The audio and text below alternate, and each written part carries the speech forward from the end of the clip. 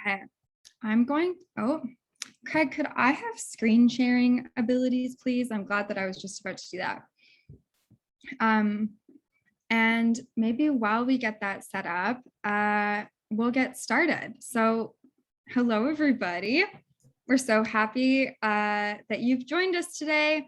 Our event today is called Basic Income and Youth, and I am very happy to be here representing the Basic Income Canada Youth Network alongside my professional better half, Chloe Halpenny, who is the other co-chair of BICYN.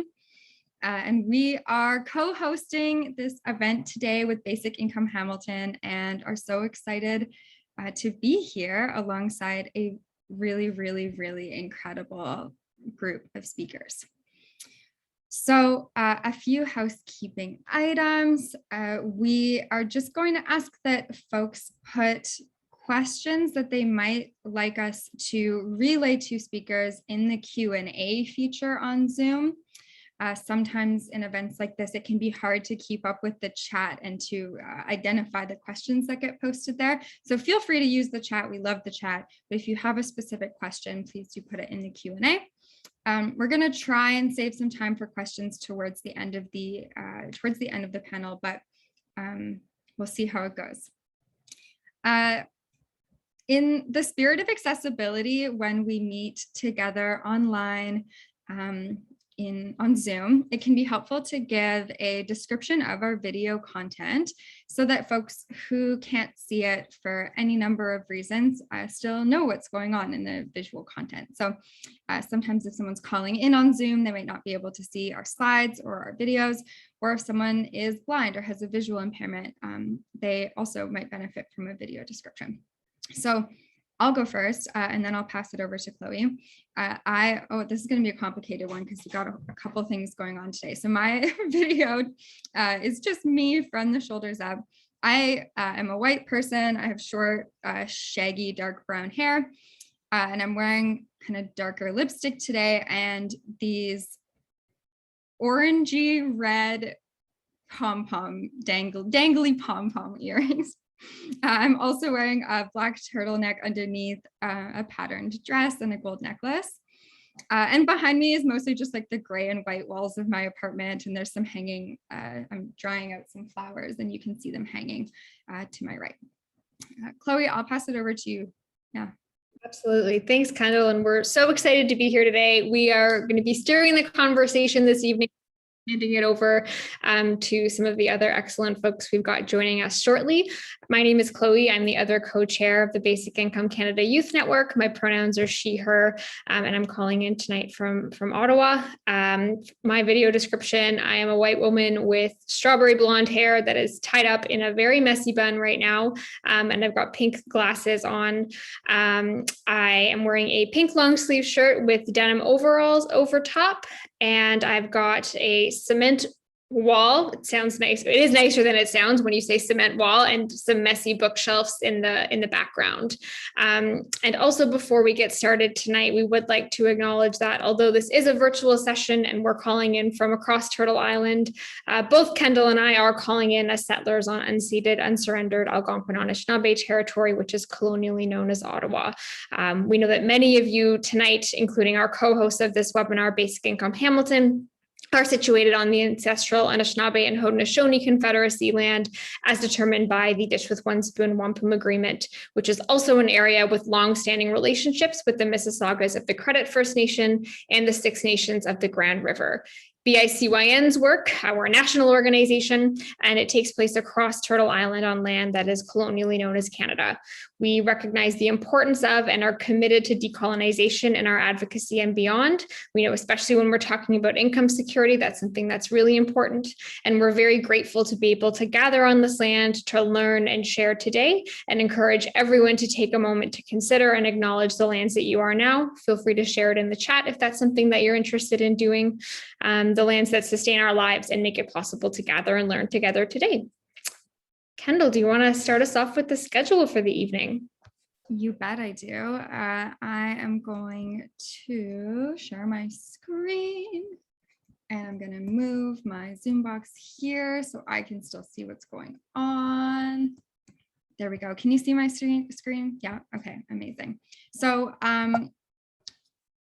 okay, this is, let me get to the right. It doesn't matter how many times I seem to do this. I have shared my screen what feels like hundreds of times now, and I still, it still takes me a minute to get it all organized and situated. Okay. So the plan for today. So we're in the welcome and housekeeping section right now. We're going to introduce the two co-hosting organizations of this event, which are BICYN and Basic Income Hamilton. One of our awesome BICYN members is going to give a quick introduction to what basic income is, just to make sure that we're all on the same page about what we're talking about. And then we're going to have, again, a really rich and exciting panel discussion with a number of young people who are experts in various fields and disciplines. And we're going to talk about some of the reasons why basic income is important for young people. We'll wrap up with some action items with question and answer if we have time, and then we'll all be on our way for today. Again, in the spirit of accessibility, I'll just do a quick description. Instead of describing all of our slides, the ones that we're going to start with at the top here are mostly, they have either a royal, purple, a magenta, or a light gray background, and they have light colored or black text. A lot of our slides have accompanying graphics on them, and they're usually kind of cartoons or illustrations of young people wearing orange, teal, pink, purple clothing. And we'll make sure that the text on our slides, that we read it out loud so that, again, folks know what's going on. Okay. So we're going to start with the introduction to BICYN. Chloe, do you want to go and start us off? Absolutely. So again, we won't take up too much of your time here, but for those who don't know who we are, BICYN, or the Basic Income Canada Youth Network, is a group of engaged young people. We define young generously as people under 35 in Canada who are passionate about basic income. We were established in 2020, and April 2020 is technically our birthday. And there had been kind of informal, casual conversations happening among young people for several months before that. And then really with the onset of COVID-19, and all of a sudden basic income was on people's radars. That was really the point where we kind of formalized and said, let's become a group. Everyone's talking about basic income. So our mission is to mobilize young people to advocate for and celebrate the benefits of a basic income. And we do this through 3 pillars. So community building, education, and activism, which we'll chat about briefly in a moment. And our vision is a pretty simple one. We want everybody to have enough income to meet their needs, to participate meaningfully in society, and to live with dignity. And in addition to those things, we want youth to have an active and valued role in the basic income movement and in policy spaces more generally.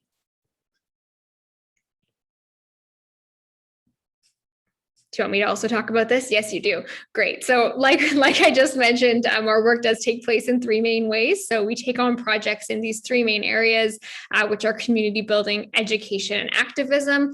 These things aren't always so clear cut. Often things kind of emerge in between those things. But some of the things that we've taken on over the last year and a half or so since establishing BICYN include connecting young people across the country to their local and regional basic income advocacy groups. We do lots of speaking at webinars like this one, and virtual events in university classrooms, and fostering relationships with politicians to advocate for a national basic income guarantee, encouraging young people to write letters, setting up meetings between young people and their elected officials to chat about basic income, in addition to a wide range of other things that we've got going on as well.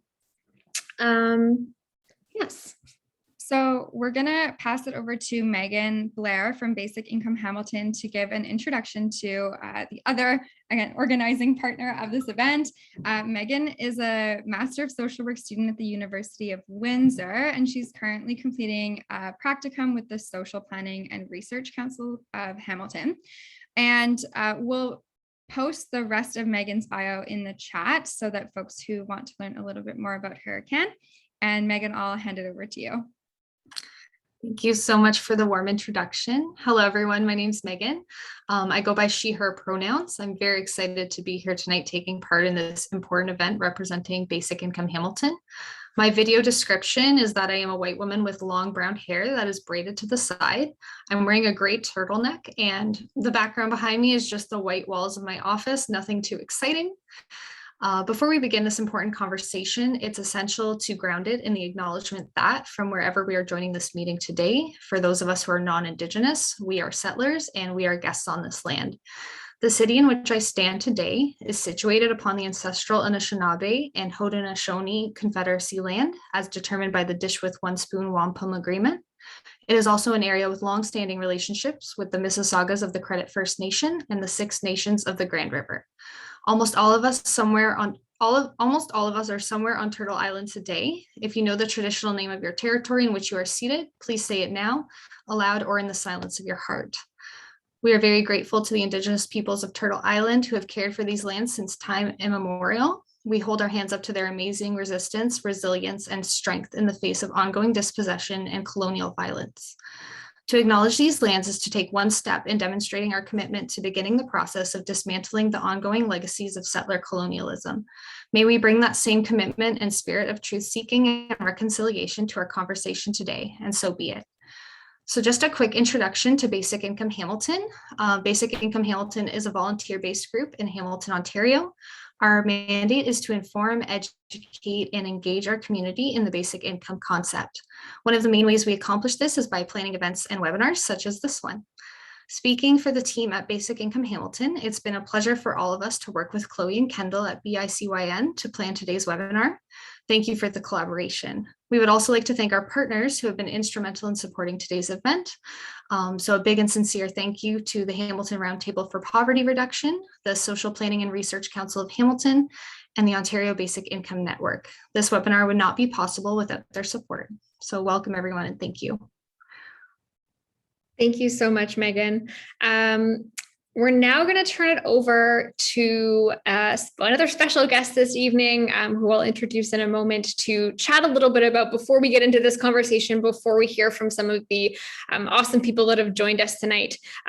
We recognize that people are coming with different knowledges, different understandings of basic income and what it is. So we want to just kind of all get on the same page, do the basic income 101 and share what exactly we're talking about when we talk about basic income, recognizing that people have lots of different ideas and lots of different definitions. So I'd like to introduce Manpinder Dillon, who is one of the youngest, I think, members of BICYN. He just graduated from high school last year, and we're super excited to have him on board working with us.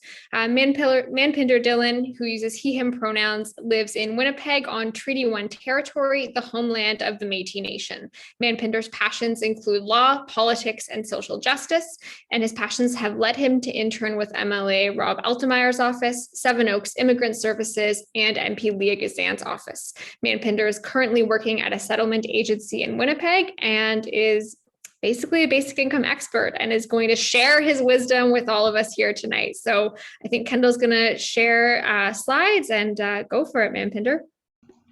Hey, thank you, Chloe, and thanks, Kendall, for putting them up. Yeah, so hi, everyone. My name is Manpinder. As Chloe had mentioned, I go by he, him pronouns. I'm joining you here from Winnipeg, traditional and ancestral lands of the Anishinaabe, Cree, OJ Cree, Dakota, and Dene people, and the homeland of the Métis Nation. Here in Winnipeg on Treaty 1, our water comes from Treaty 3 territory. Our electricity that's charging my laptop right now comes from Treaty 5 territory. Just to go along with inclusivity and making sure that people understand, I am a brown male, so I have black colored hair, and my background, is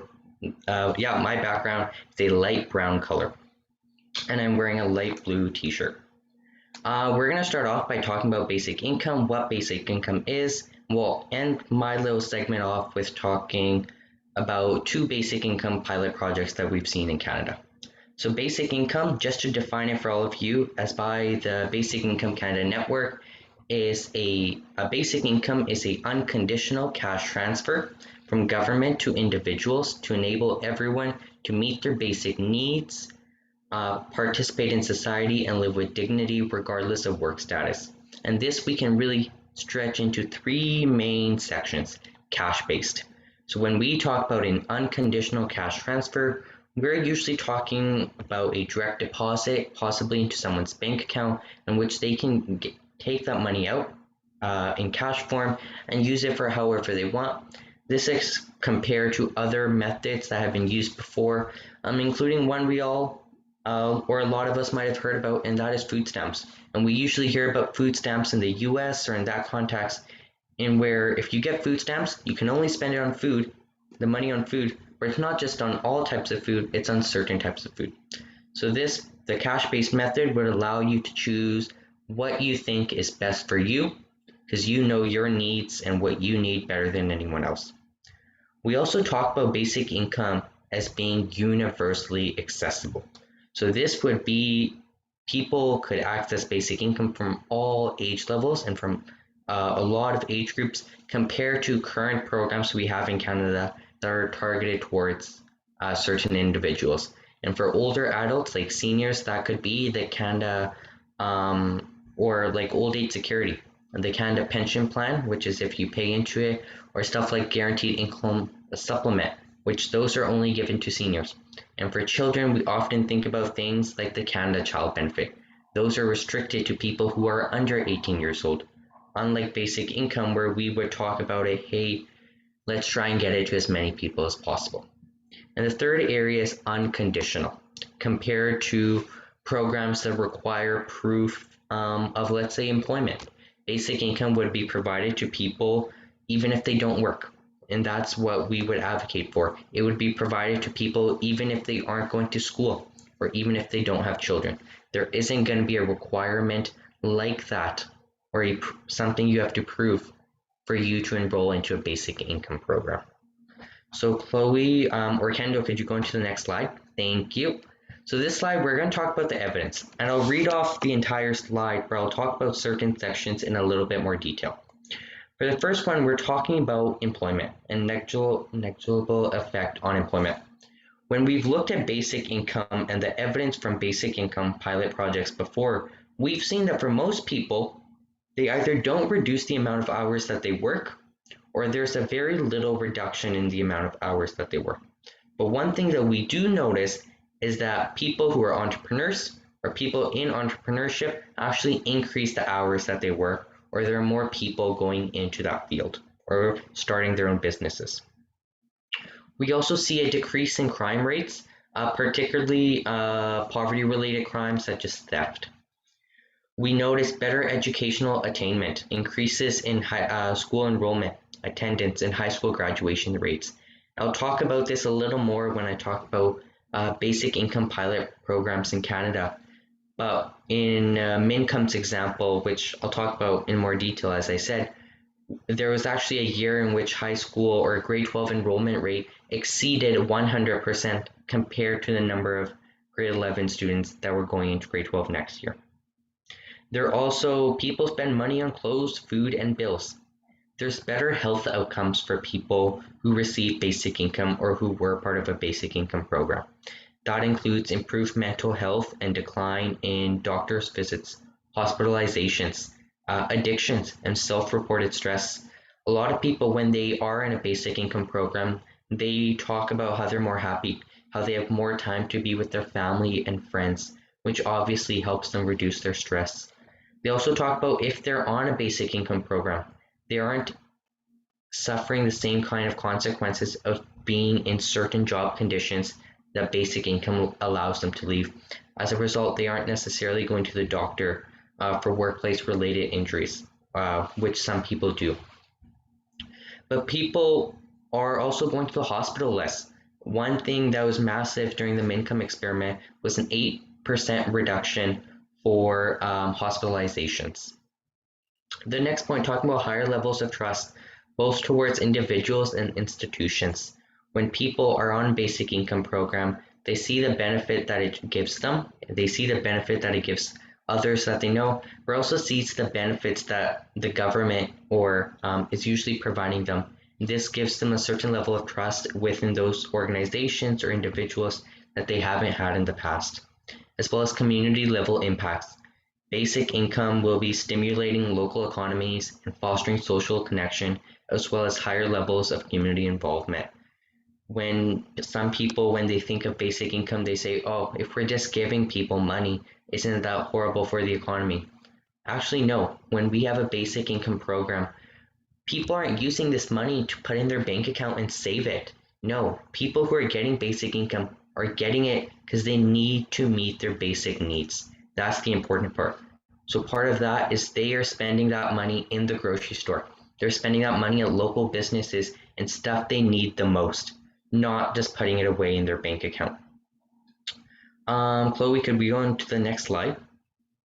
Thank you. When we talk about basic income, we can usually look at three things. The first one is a universal basic income. And a universal basic income, or a UBI, describes an unconditional payment made to a broad sector of society, rich or poor, such as all citizens, adults, or residents. A UBI, when we're thinking about it, would be given to pretty much all adults. It doesn't matter how much you make, you would get that amount of money like everyone else. This UBI usually does a really good job at reducing stigma around a basic income program. I think we all know that people who, let's say, receive EI or welfare support, they have a certain level of stigma around them because people are saying, oh, they might be poor. And UBI would do a good job at eliminating that stigma. The second way we often look at basic income is called BIG, B-I-G, and that's a big or a basic income guarantee. And this pretty much establishes an income level that eliminates the risk of falling into poverty. While universally available, it is income tested and only delivered to those in need, regardless of their work status. That pretty much means, let's say we set a level at $25,000, and you fall below that level per year for your income, you would be given a basic income to make sure that you don't fall under it. It would be available to everyone. Let's say you were making 6 figures a year, but your income now is falling below $25,000. You would be able to get a basic income to help you and assist you in times of need. And the last one we're looking at is called a GLI, a guaranteed livable income. And a guaranteed livable income is used to emphasize the importance of the benefit. I'm sorry, it's just cutting off my screen really quick. The importance of the benefit being significant, not just to survive, but to be able to live with dignity and to participate fully in society. This is what most people in Canada, what most advocates in Canada are calling for. So a GLI, which is again what most people are advocating for, not only provides people with enough money to meet their basic needs, it provides them with enough money to live with dignity. It provides them with enough money to have respect and to participate in society.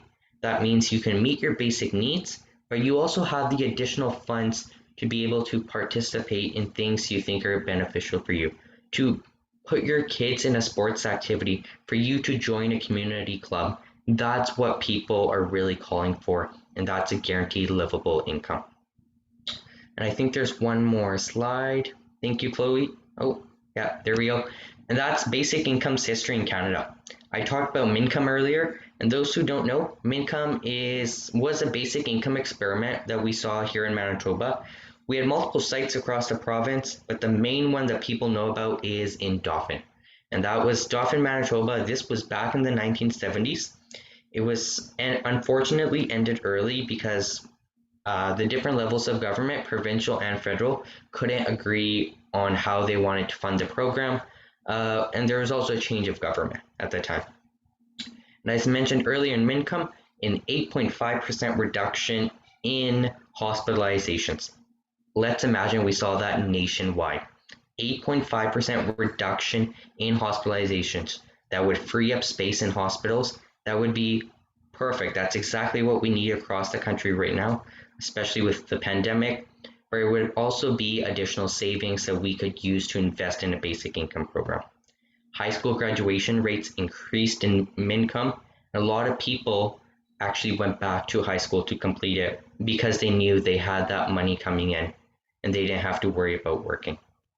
And the standard of living as well as economic security increased for a lot of people. And that is what the participants had said when the research was done on it. and part of the research done on it was actually done this century by Dr. Evelyn Forget at the University of Manitoba. But the more recent basic income project we've seen in Canada was the Ontario Basic Income Pilot. And that's where every single individual that received the benefit reported something beneficial to them. They reported increases in housing stability, food security, financial stability, and improvements in mental and physical health for themselves and their family. Participants had also had fewer doctor and hospital visits, similar to MINCOME, and also reported that it was easier for them to access prescription drugs. And 25% of the recipients said they started an educational or training program, whether that be going into college, university, or some kind of training program that they think is really good for them. And I think that is all for my section, so I will turn it back to Chloe and Kendall. Thank you. Amazing. Thank you so much. Thank you. That was awesome. If anybody has questions about basic income, again, please feel free to put them in the Q&A, and we'll be sure to get to it in our panel discussion, which is happening right now. So Chloe and I are going to introduce our speakers for the evening. And Chloe, do you want to go first? I can definitely go first. Yeah, thank you so much for that, Manpinder. And we'll just go over some of the bios. So you just heard, you heard Manpinder's bio, and you'll hear from him again shortly. But I'll start by introducing ALANA BALTZER, who we were just speaking about, the Ontario Basic Income Pilot, and ALANA brings a lot of expertise on that same pilot. ALANA BALTZER is an anti-poverty, basic income, and safe and affordable housing advocate based in Hamilton, Ontario. She was a participant in the Ontario Basic Income Pilot until it was canceled in 2019. As a living proof speaker, ALANA has and continues to share the positive effects basic income had on her life.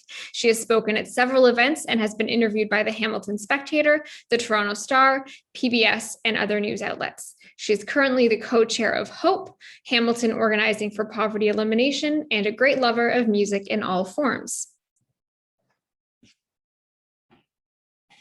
Okay, and then next up, we have Debbie OWUSU-AKYEEAH, who is a passionate Black feminist, and anti-racist and social justice advocate who has participated in and led community organizing through Ottawa Dyke March and Harmony House Women's Shelter.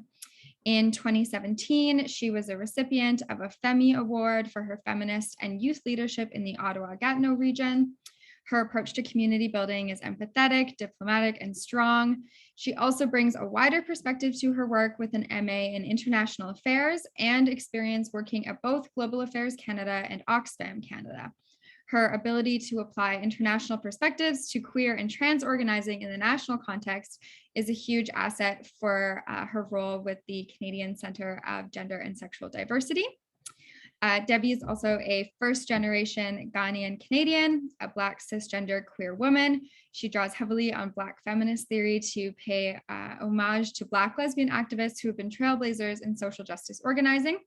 And she believes that the lived experiences of people from marginalized communities makes them the experts on their experience, and will actively fill gaps when it comes to adopting intersectionality into programming, advocacy, research, and policy. So thanks, Debbie. We're so happy to have you here. Next up, we have Maddie Fuller, who is a career coach and facilitator and is currently a career success specialist at Juno College, a web development bootcamp that helps people change their careers and upskill into technology. She also sits on YWCA Hamilton's Philanthropy Committee and is the chair for the Hamilton Chamber of Commerce's Young Entrepreneurs and Professionals Division. Maddie facilitates sessions for a variety of organizations on the importance of starting and sustaining anti-oppressive and equity-driven work within their organization, and enjoys supporting and empowering racialized and young professionals as they define their career paths. She is currently completing her master's at the University of Toronto in adult education and community development with a specialization in workplace learning and change part-time. She is looking forward to connecting education and upskilling to the importance of a basic income in Ontario, which we're also very excited to hear about tonight.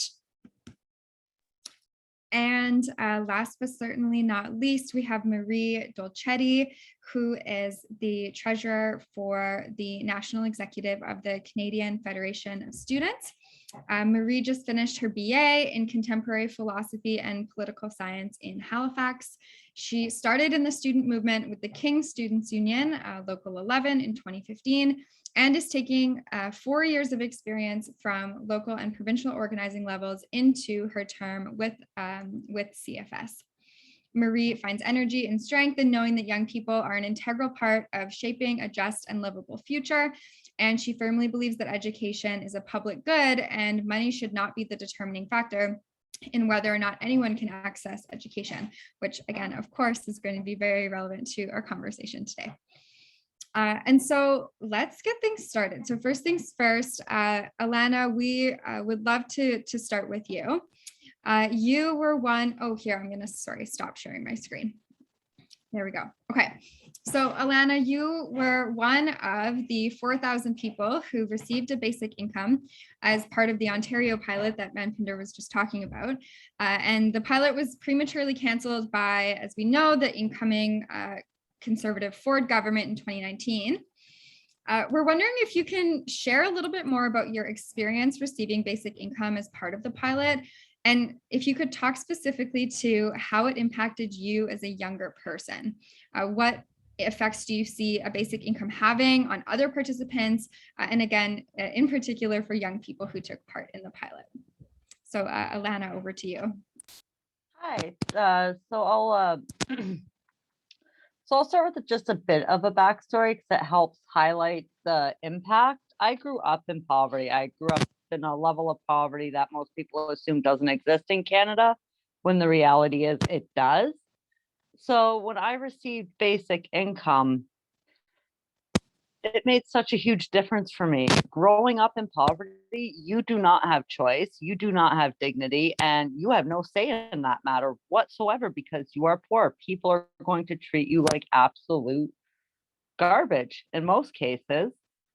And with basic income, one of the biggest things that I remember that still has an impact on me was being able to pick out a winter coat. Growing up, most of my winter coats came from the secondhand shop or were donated to me. I had no choice in the color or the style. And I know that seems very first world, but for someone who's never had that option of making those very basic choices, it meant the world to me to be able to walk into a store, look for a nice coat that I actually liked, and it was a beautiful blue color. It was knee length.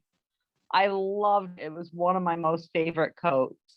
And it was such an amazing experience being able to buy it because you don't realize how little choice or how little dignity you have when you don't get to choose things like that.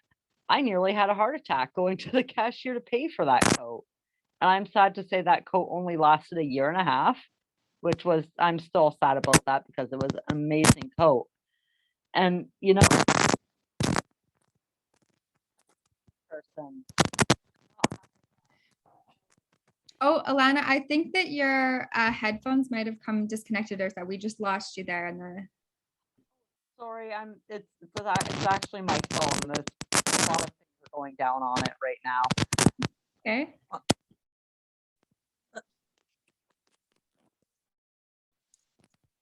Do you want to, I think I heard you there. If you want to try again, I think it was back. Okay, sorry, I my phone's due for replacement, unfortunately, at this time. No, that's But, good. I can hear you perfectly now. So good. Yeah. It was an amazing coat. One of the biggest impacts I had too is being in poverty, you rely a lot on food banks. I was able to buy food I was diagnosed as lactose intolerant several years ago, and I was never able to afford Lactaid, which is a very simple pill. It's about $25 for a month's supply, and it allows you to eat dairy. I couldn't afford that, so I just had to exclude dairy entirely from my diet before basic income. With basic income, I was actually able to buy it, and I got to start enjoying the simple things like a glass of milk with supper or treat myself to an ice cream cone. You know, you really miss those things when you develop lactose intolerance late in life. And then you have to go years without it.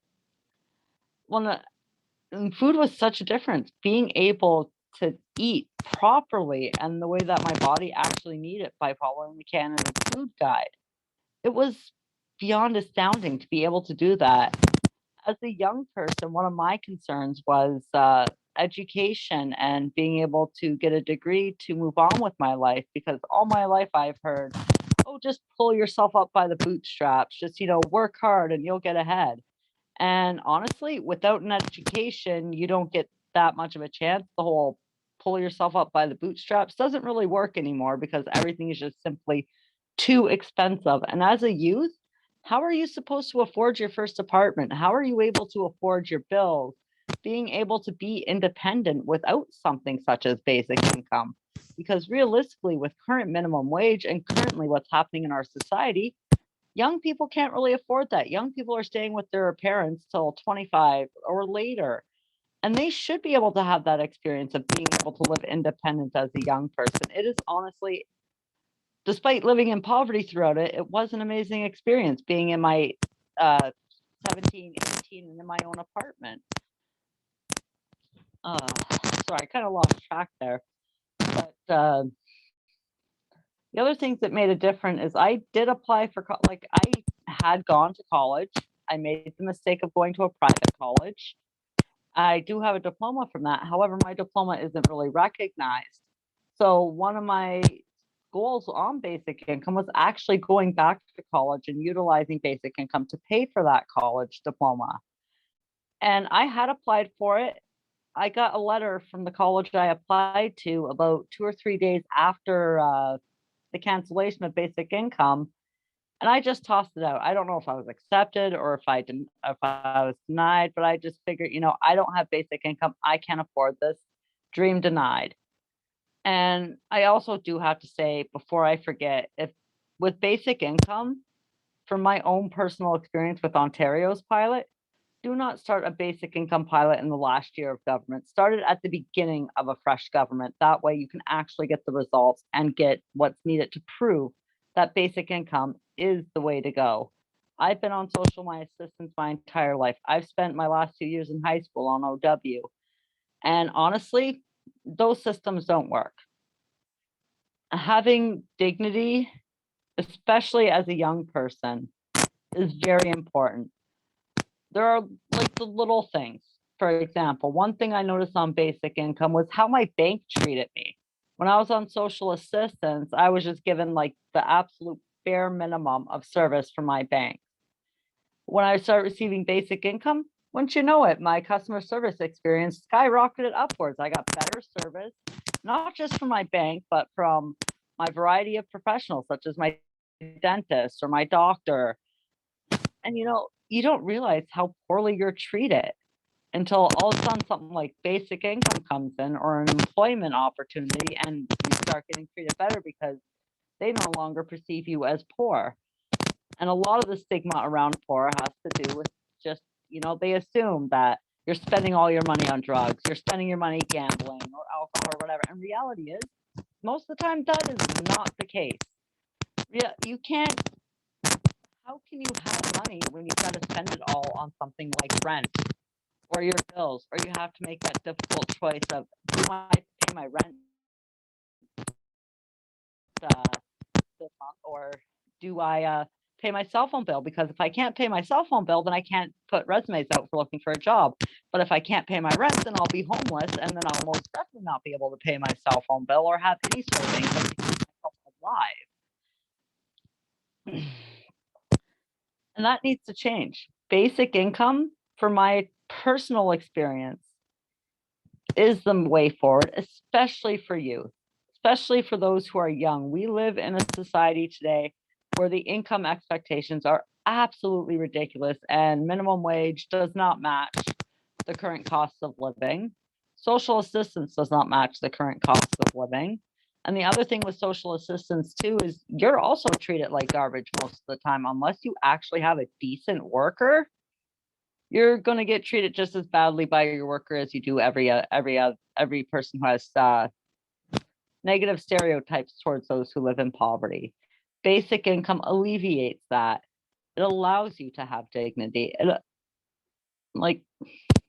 Sorry, I'm just gonna, it made such a difference in my life. It improved my mental health. For the first time in ages, my mental health was stable for quite a period of time. My physical health improved. I wasn't having to go to the hospital as frequently. I wasn't having to see my doctor as frequently. Realistically, I'm 32. Before basic income, I was seeing my doctor on a monthly basis because of something going wrong physically. My stomach, I have ongoing and lifelong stomach issues because I've spent my life in poverty and the food I've had to eat. That's not something that's going to go away. Basic income alleviated a lot of it and brought it down to a more manageable level, but those are issues I have to deal with the rest of my life because of living on the social assistance system, of living in poverty. I do not want to see youth living in the level of poverty I had to. I do not want to see anyone living in the level of poverty I had to. If we want our youth to succeed, we need to give them a hand up. And the best way to give that hand up is through basic income, in my opinion. Awesome. Alana, I'm sorry, I don't want to cut you off, but I'm conscious of time, and I think you've touched on a lot of things, and I just want to make sure that we get all of our speakers a chance to speak. But I'm sure people will have follow-up questions for you. Are you okay if we move to the next person? Oh, absolutely.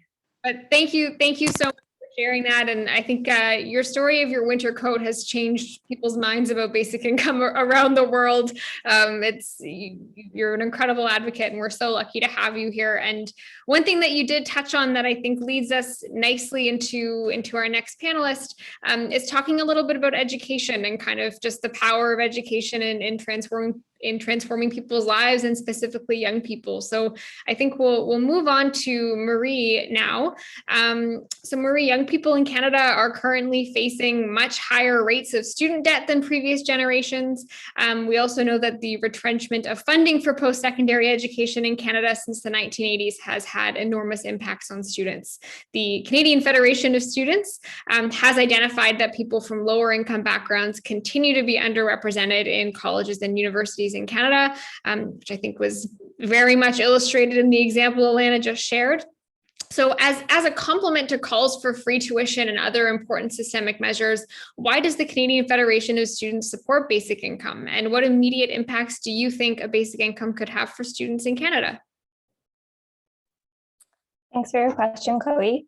I'll just note that I am totally thrilled to be here and by no means an expert. So doing a lot of my own learning tonight, but happy to contribute just by saying a couple of things.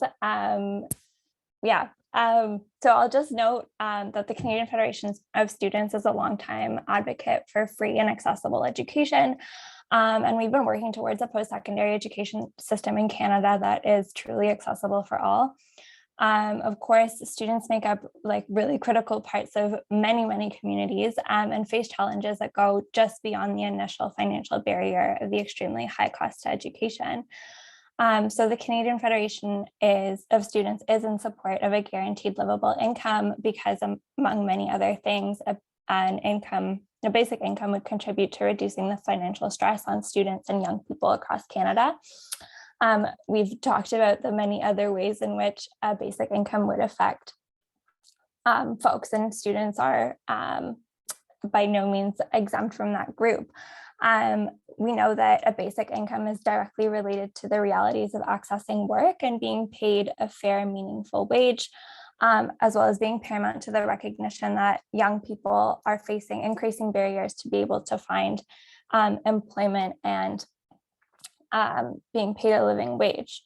So a couple of immediate impacts that basic income could have for students in Canada include, of course, better access to course materials, textbooks, and other materials. I'm thinking of the cost, obviously, of textbooks, which we know are egregiously high, but also the cost of a laptop or a computer, for example, which something is, undeniably necessary to be able to participate in school, especially given our new virtual environment. Another immediate impact could be the increase in food security. We've seen the use of on-campus food banks and food services skyrocket over the last year and a half. And we know that food insecurity affects on-campus life across the country. So the immediate impact of an assurance of a basic income could allow students to access nutritious food more readily, and not be caught between the choice of having to pay rent, for example, or having to pay being able to access a meal. I just spoke about rent, but we've also been noting that housing insecurity has been on the rise, and I'm sure we'll come back to this again. An immediate impact of basic income on students would be a reduction in insecurity among young people. And again, ensuring that folks aren't having to make these really, really dramatic choices between paying rent or paying for other necessities. I'll say that the impact of mental health, the impact of a universal basic income on students' mental health, I think Alana spoke to this a little bit, but the relation to financial stressors is huge. Like, students not only are having to pay tuition and deal with enormous amounts of debt, the financial stressors that come with being a student, we know, are many. And one of the, I guess I would say, immeasurable aspects of a universal basic income is the effect on students on the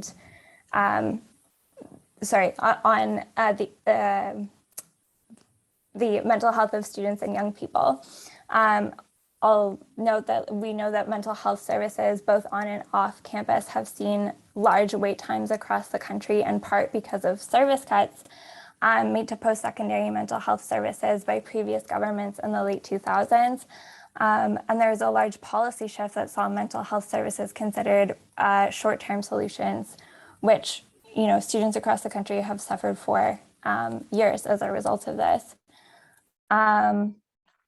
We should also note that when talking about access to education, race, class, and gender are often very under-researched in the conversation around the affordability of education and, of course, life in general. We know that these systemic barriers exist, and having policies that help in balancing the scale and ensuring that everyone has what they need, a guaranteed livable income, would make it possible for more young people to consider post-secondary education as an option to begin with.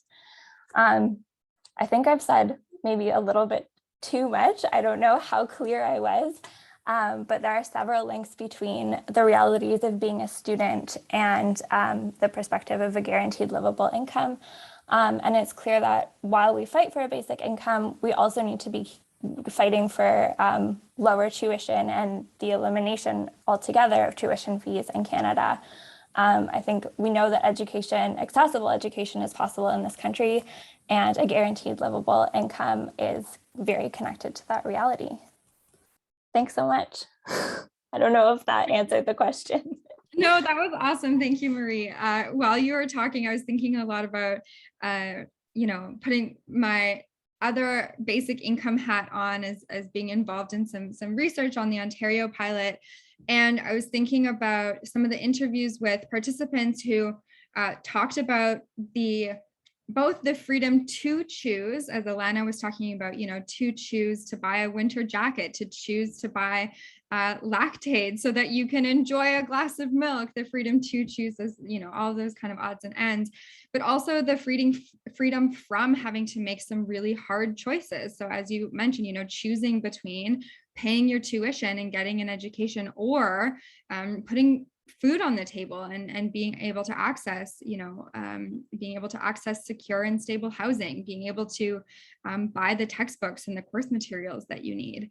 And so I think that I think you touched on a lot of really important pieces there, and we're really, happy for the support from CFS, and also again see those connections absolutely between both the fights for income security and better income programs in Canada, alongside we want better access to education and better access to education in many different ways. And both Alana and Marie actually kind of also mentioned the relevance of, education and being able to further your career, being able to get a leg up and to step into the roles in work and in the labor market that we want to. We know that access to the labor market, being able to find a secure job, is a lot harder nowadays, and getting income from the labor market to meet our basic needs is a lot more challenging. And so we're going to switch gears here to Maddie, who is a career coach. And Maddie, we're hoping that you can talk a bit about your experience with working with young people and the ways that basic income could support young people to transition out of unemployment, out of underemployment, and increase their access to education. Absolutely. Firstly, thank you so much for having me here. I think I was really excited to participate and share some of this, and I've learned so much as well from the fellow panelists. So thank you all. And I also want to say, obviously, employment, training, labor market, it's so multifaceted in Canada. So I'm going to try to stay pretty concise. And I'm also going to use a little bit of a case study from Juno as well. It's not me trying to promote Juno in any way. I just think we have a good case study to share on this for sure. So as Manpinder so wonderfully put at the beginning, I think there was a really big misconception of the universal basic income pilot, especially in Ontario, that like people just stopped working. People just were not working if they were a part of this pilot, which is literally the opposite. People continue to work. More people were getting also opportunities to move up in their career, maybe in a different position. More importantly, a position that also made them happy, that they were thriving in, that they weren't just going and weren't happy in or weren't excelling in, which is really, really great to see. And 25% of people went back to school. So that gives us a really, really big indicator of how important like a basic income can be for people to move from a job that was underpaying them, but then also moving into a role that they can also build their career and also thrive in as well. Because it's one thing to just go to a 9-to-5, but like we really want people to also thrive and feel like they're contributing to the labor market and also feeling happy and building their own skill set as well. So one of the things also is that we all know, like even job searching is like the most soul sucking thing ever. And even if you have like a stable situation, like it's still soul sucking. And when you don't have a stable situation, you're living in fear of when you're going to get your next meal or fear in terms of your next rent payment. It's just not an adequate or sustainable situation to be in. Sorry if you can hear my dog ruining his bed beside me. But yeah, and I really do think when we talk about career changing, I'm going to speak about that in a minute, or upskilling, that is a privilege to do. I think when we talk about career changing, we often see people who have been working in tech companies and people who have been able to save money to change their career, take 2 months off to change their careers. Not everyone can do that. So this is when I've really started to focus on, like, can someone who's making minimum wage, but have always wanted to be, a computer programmer or, I don't know, like an IT person, anything out of technology as well, are they able to do that? Or is it very concentrated on a certain amount of people? And I really do think having that, basic income can really open up what we think is career changers and what we think of people who are able to upskill as well.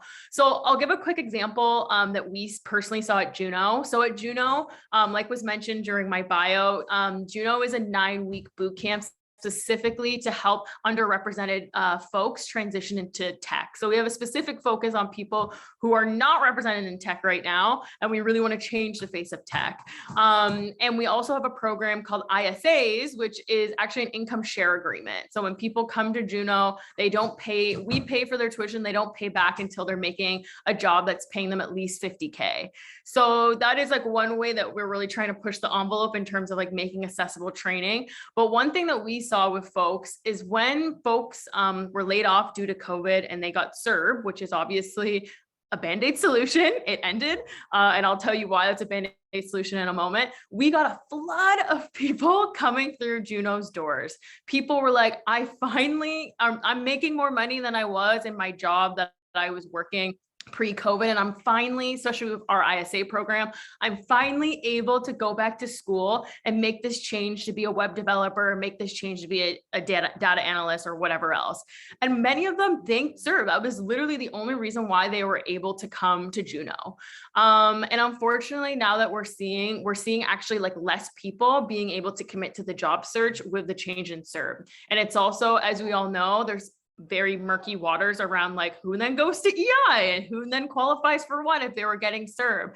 And unfortunately, firsthand, I have seen people having to quit their job search and not continue to job search because their mental health took a massive hit because they weren't too sure if they would have to like move in with a friend or if they would be able to afford their groceries, and they had to go get a part-time job or a full-time job and kind of leave, you know, their dream, for a better sense of word, to support themselves. So that was really upsetting to see, and it really continued to validate to me if there was a basic income program still in existence of all the people that can continue to come to upskill and also get a career that is paying them a sustainable salary and benefits as well.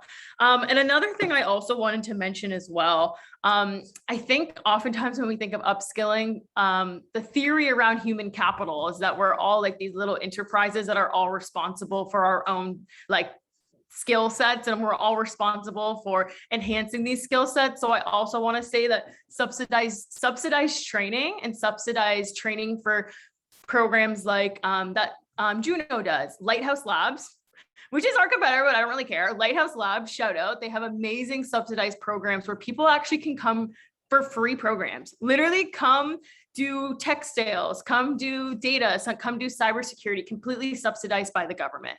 And I really do think that that is also, not to change the conversation, but I think that also is really important to note that like, we can't keep on treating people like they are solely responsible for upgrading their skills because that's just how the market is, and putting that responsibility for people to keep up with that.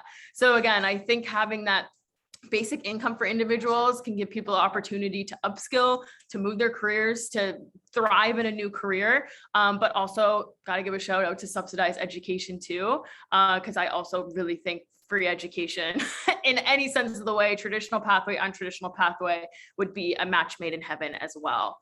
I think I covered everything I wanted to, but I'm happy to answer questions at the end as well.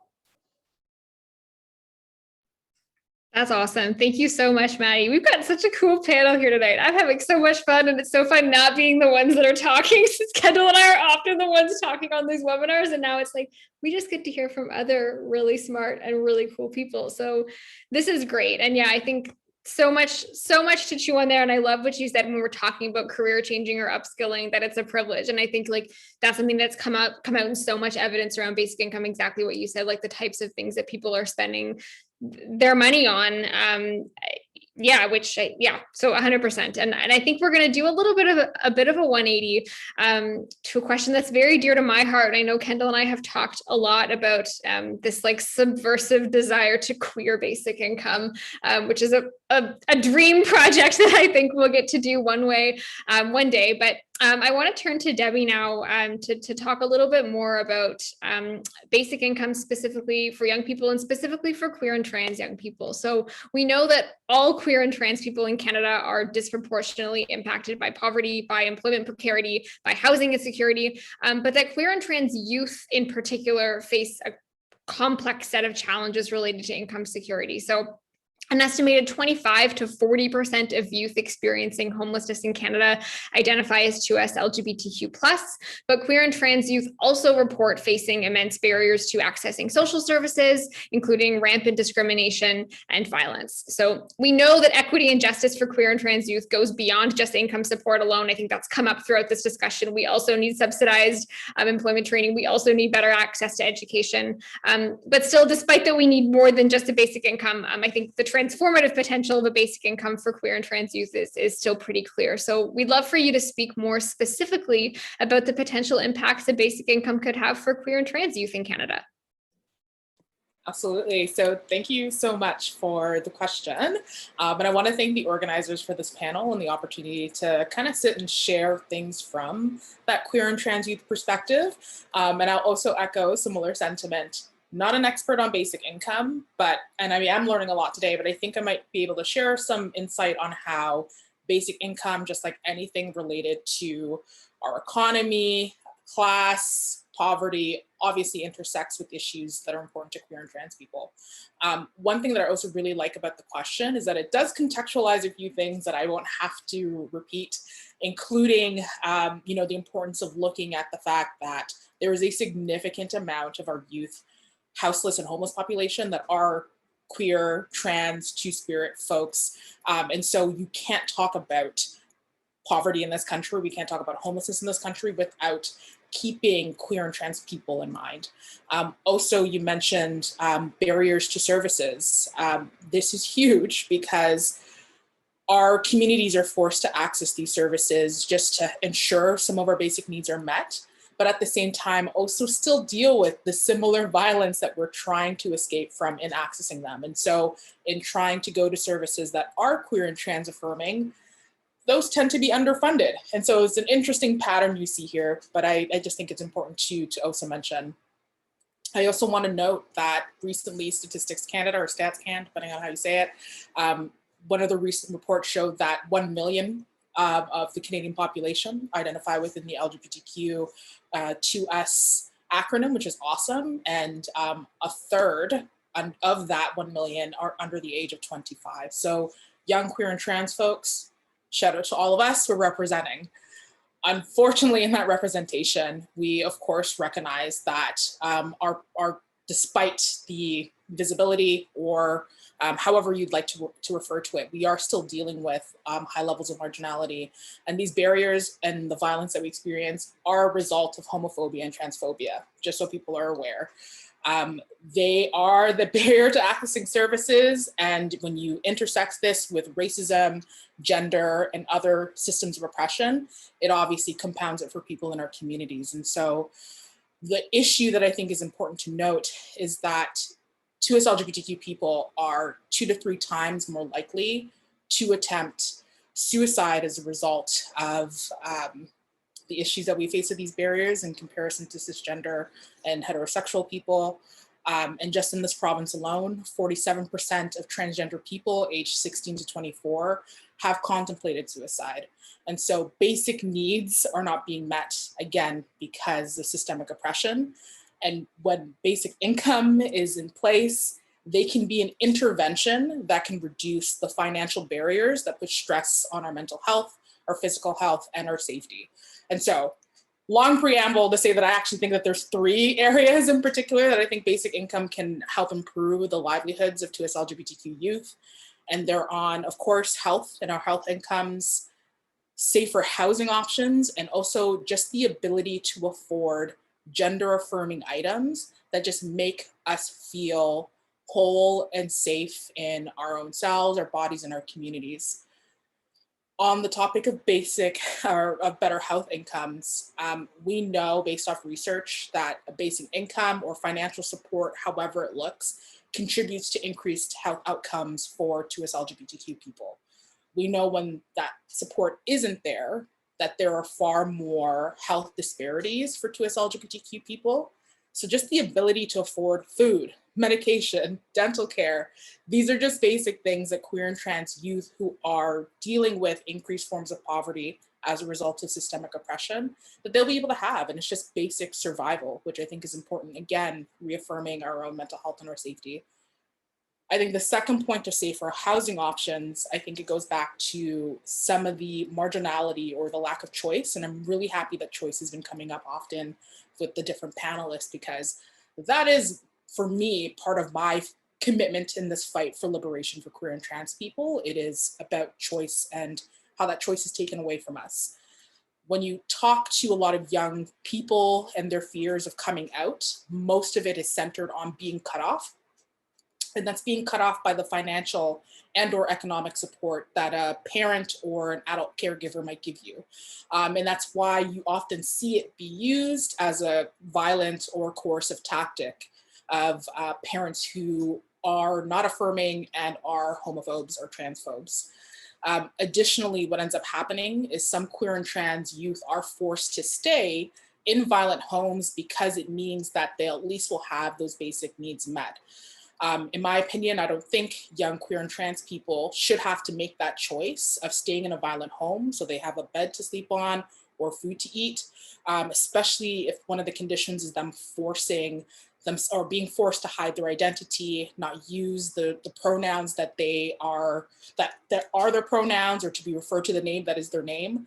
Having to hide your identity for that is not something that I think is important or something that young people have to deal with. And so not only that, there's of course navigating the challenges of the shelter system, but a basic income could afford queer and trans youth the opportunity to afford housing where they don't have to deal with that violence and they can still be themselves in a home that's safe. And so that I think is really important to emphasize here. And lastly, and I'm going to add a preamble here, when it comes to the affording gender affirming items, I'm obviously speaking, or it's not obvious, I'm letting you folks know I'm speaking from the standpoint of a cisgender woman. I do believe it's important for this message to be heard, especially to other cis people who might feel more comfortable hearing it from another cis person. Nothing I'm saying here at this point isn't something that trans people have already been saying. It's not new. I am kind of just sharing information I've gotten from community members. And so I do emphasize and encourage folks to look out for young queer trans Canadian activists who've been talking about this. Two of mine are Faye Johnstone and Jade Peak. And another one would be Lyra Evans as well, all based here in Ottawa. Transphobia and transmisogyny are insidious, and because they prevent people from having some of the most basic things that are life affirming. And that can be something as simple as just affording a binder, affording gender affirming clothing, and to also afford procedures like laser hair removal, etc. Basic income could give young people access to the finances to be able to afford these things that do not exist within our healthcare system, especially in this province, which is again, another thing that needs to be addressed if we're looking at this systemically. So like in conclusion, and I know a lot of the people here understand this, all oppression is interconnected. We can't talk about basic income, especially for 2S LGBTQ people, without addressing the fact that many of the barriers that keep us in poverty are a result of transphobia and homophobia. Basic income will absolutely help, but it will not eliminate the root causes that are putting us there in the first place. So those things have to be fought at the same time. And that's actually a reminder and a call to action I have for the people who are attending this panel.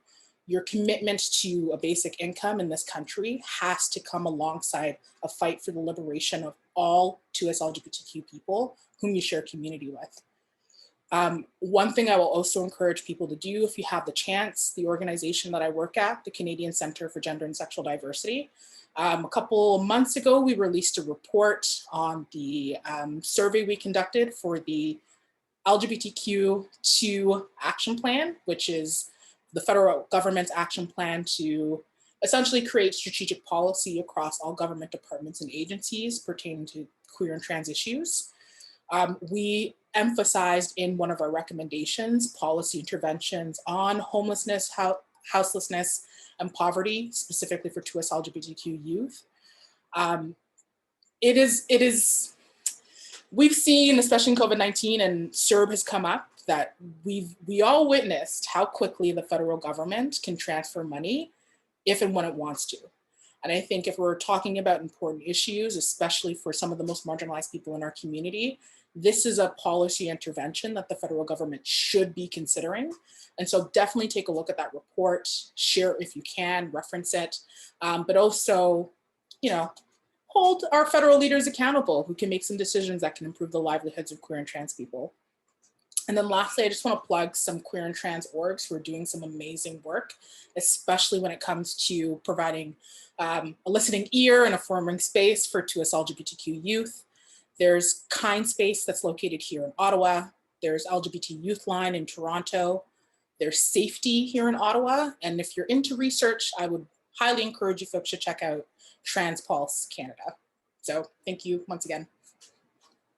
Thank you so much for that, Debbie. I think again, just gonna keep swooning about the panel, but I think like that the piece between basic income, but just income security in general for queer and trans folks, I think is like it's so underexplored. And I think I hope that that's, you know, bringing other people to think about things and think about basic income in a way that they maybe hadn't previously thought about. I spend a lot of time in my day job thinking about income security for queer and trans folks, but I think it's just something that I think is so new and so important for so many people. And I did my master's research on the Ontario Basic Income Pilot and interviewed folks, and like gender expression is expensive. And I think like it's something that people don't think about or people don't talk about. I know of at least one example of somebody on the pilot who used basic income to afford gender affirming surgery. I also heard about people like both cis women who were talking about like the cost of performing femininity in a way that was like socially acceptable for them. And like being able to afford hair dye and like all of these different things about just like the policing of gender. Anyways, there's a big discussion there to be had about that I think we maybe don't want to get into on this webinar because it's not a gender studies class, but thank you so much for that. And I'll use this to transition into our last question for our final panelists. And I think something that's kind of underpinned so many of the discussions that we've had and the responses that we've been hearing from panelists is poverty. And you know, I think when we're talking about basic income at BICYN and lots of other basic income groups and organizations as well, we're really talking about an anti-poverty strategy, a poverty reduction tool, which you know maybe seems obvious but doesn't actually always come to the forefront when we're talking about basic income. So obviously, we've heard a lot about sort of the impacts of basic income in so many areas of people's lives tonight, from employment to education and so on. But we often come back to poverty as being the area where a basic income could be the most significant. So Manpinder, we'd like to turn this one to you. You spent a full year as part of your grade 12 project researching poverty in Canada, resulting in a very detailed and thoughtful website about poverty and basic income that I'm sure will end up in the chat shortly. So in your opinion, we'd love to hear why it's important to talk about basic income as an approach to poverty reduction compared to, for instance, a tool to combat automation. And why should people, and especially young people, care about poverty? And maybe what are some ways that they can take action to address it? Okay, thank you, Chloe. I don't know how I'm gonna speak after hearing to like Maddie and Alana and Marie, as well as Debbie. I mean, that's gonna be a hard task, but I'll try. But to really answer your question, I think for me, when we talk about why it's important to talk about basic income as an approach to poverty reduction, is basic income isn't going to solve poverty, right? Like the moment we have a basic income, it's not a one-all solution. Part of basic income is other social assistance programs really being done for individuals. That includes public housing, that includes increases to Medicare in Canada, that's dental care, pharmacare, mental health support and mental health services, among so much more we need in the country, right? And the reason why it's important to talk about poverty is because and about basic income is basic income will do a big part in reducing poverty. I know a lot of people probably don't know about the Parliamentary Budget Office, the PBO, but they did an incredible report in March that talked about how if we do implement a national basic income program, poverty could be cut by nearly half. And poverty, or I'll say poverty, is so hard to define in the country. There is no one way to define poverty. We could say poverty is just not meeting your basic needs, but that's different for everyone else, right? We could use different measures that the government has, but that everyone is different. And we need to look at basic income as a solution or part of the solution in reducing poverty, or what we call as poverty. That includes other social assistance programs, but even when we talk about automation, we need to acknowledge will happen no matter if we have basic income or not. There are greedy people out there who want cheap labor, and part of that is doing automation. So we need to ensure that we have a basic income program in place. It was recently just mentioned, if the government wants to give money to people quickly, they can do that. They simply just choose not to. Right, that's the reality that we're in right now. If we had a basic income program in place, we could ensure that people who do lose their jobs or lose hours to automation, they can get that support quickly, because people don't have time to fill out an application. People don't have time to go to, let's say, Service Canada wait in the long lines there, answer questions. They need support quickly because rent is sometimes due the next day, or rent might have been due last week. They don't want to lose their house. So to really answer the question, we need to talk about basic income as an approach to poverty reduction, because basic income is part of the solution. Basic income is going to get us one step closer to poverty reduction, right? It's not going to, as I said, it's not going to do all of it, but it's going to help us get us there. So if we can reduce poverty, if we can make sure that people meet their basic needs, but that they also have extra funds to live with dignity, right? That they can do stuff that they find value in themselves, that they can make sure that they have time to go out with their kids and have a nice meal somewhere, that they can get something for themselves that they find is really beneficial, or something for their family. That's how I think we really need to approach poverty reduction. And I'll keep it short because I know I went over when I was talking earlier. So thank you. Awesome. Thank you so much.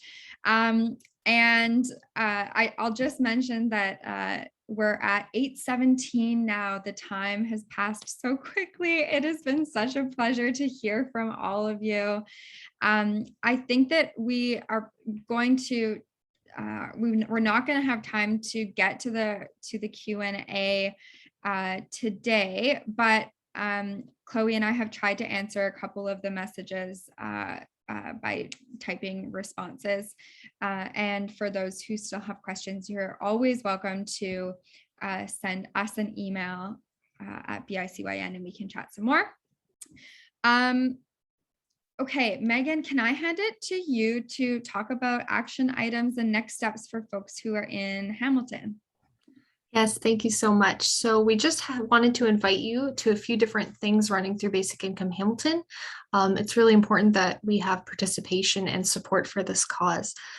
So the first thing that you can do is visit www.basicincomehamilton.ca. Through there, you can find links to our mailing list. If you sign up to be a part of our mailing list, you'll be tuned to local happenings. You can also follow Basic Income Hamilton on social media. We currently have an Instagram, Facebook, and Twitter. You can also watch recordings of our recent webinars, including this one, but also including Small Business, the Case for Basic Income, as well as Women and Work, the Case for Basic Income. And finally, you can explore basic income resources through the website and share what you've learned with your friends and family. Awesome. Thank you so much, Megan. And I will briefly, before we wrap up, chat through some of the action items on our end. I think we've got a couple questions about, so we're talking about basic income. We do a lot of talking about basic income, but what do we do next? How do we actually make it happen? I think definitely if you're in the Hamilton area, get involved with Basic Income Hamilton. If you're kind of new to the idea of basic income or new to the movement, there are a lot of organizations and a lot of groups who are doing this work. Nationally, there's the Basic Income Canada Network. There's also Coalition Canada. There's also UBI Works, and there's us. If you're under 35 or 35 and under, and you'd like to get involved with us, we would love for you to do that. We offer lots of different ways for folks to get involved and take leadership roles, do smaller things if that's what you're interested in. We're super flexible and want to work with folks in a way that builds your skills and you do things that you're interested in working on, but also doing really tangible and important work to advance this cause. We're also active on social media, mainly Twitter and Instagram, and also Facebook as well. And we'd love for you to follow along on there. I think KENDAL has also popped our newsletter subscription in the chat as well, which is kind of our one-stop shop in terms of ways to get involved. We share links to webinars, volunteer opportunities, things in our newsletter once a month, and it is only once a month, so it's not particularly spammy, and we think it's pretty good. So we would encourage everyone, whether you're a young person or not, to actually subscribe to our newsletter and kind of just keep in the loop of what's going on in basic income land. I think that's all from us in terms of action items. KENDAL, do you want to thank our amazing panelists and wrap us up? You bet I do. We're getting like cheesier as the night goes on. Thank you all so much. Thank you to our panelists, Megan from Basic Income Hamilton, Manpinder from our team at BICYN, to Debbie from CCSGD, Marie from the Canadian Federation of Students, Maddie from Juno College, among other places, and Alana from Hamilton Organizing for Poverty Elimination. We are so grateful for all of you. Truly, it has just been a really wonderful evening. Sometimes in basic income land, we get kind of stuck in our own bubbles and hearing the same people talking about things. And it's just been so refreshing and so exciting to hear from folks that we don't get to hear from all the time about how important basic income can be for youth. Again, thank you all for your time. Thanks to Basic Income Hamilton for co-hosting with us. We are going to put a link to a follow-up survey in the chat. We'd love to hear what this experience was like for you as an attendee, to hear your feedback so we can improve for future events. So Craig just put the link in the chat. And I think that that'll go out when the webinar ends as well.